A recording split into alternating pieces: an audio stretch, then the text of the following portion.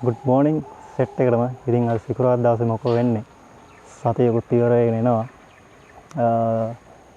හවසට ඉතින් කට්ටියත් එක්ක සෙට්ලා පොඩි ආතල්ලයක් දාන්න අයිඩියා කරගෙන ඉන්නවා අවුලක් නැහැ ඉතින් ආතල්ලයක් දාන්නත් එපා නේද ඒත් පොඩ්ඩක් නිකමට කල්පනා කරපන් මේ හැම ආතල්ලයක් දාලා ඉවරනාට පස්සේ අන්තිමේට අපි ආපහු අර අපේ තිබ්බ පරණ ප්‍රශ්න කොට මැද්දටම එනවා එතකොට අපි තනි වෙනවා මචං. ඒතර ඔය ආතල් දාපු කවුරුත් නැහැ. අපි ආපහු අර අපේ තරණ ප්‍රශ්නත් එක්ක අපි තනි වෙනවා. මේ ප්‍රශ්න වලට තමයි අපි වැටෙන්නේ. ඒතකොට අපි ඉතින් කල්පනා කර කර ඉන්නවා මේ ප්‍රශ්න නම් මනම් මේ දේවල් ගැන.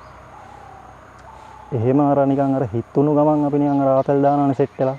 එහෙම ආතල් දාන වෙලාවේ අපි අර හීන කියලා දේවලුත් තියෙනවනේ. ඒ හීන වෙනුනොත් පොඩ්ඩක් මචං කාලයක් වෙන් කරපන්. එතකොට අවුලක් නැහැ.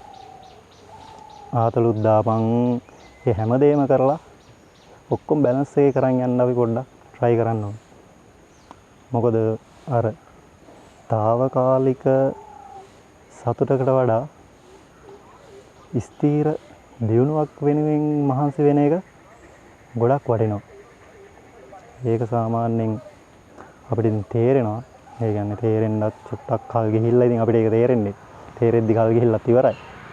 එහෙනම් අර නිකන් తాවකාලිකව පොඩ්ඩක් නිකන් පොඩි ආතල්ලයක් වෙනුවෙන් මහන්සි වෙනවට වඩා ස්ථිර දියුණුවක් වෙනුවෙන් මහන්සි වෙන එක වටිනවා. මම දන්නේ නැහැ මං කියන දේ හරිද වැරදිද කියලා.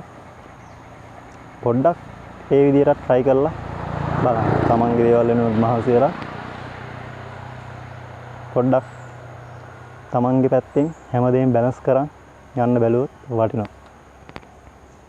ජය වේවා.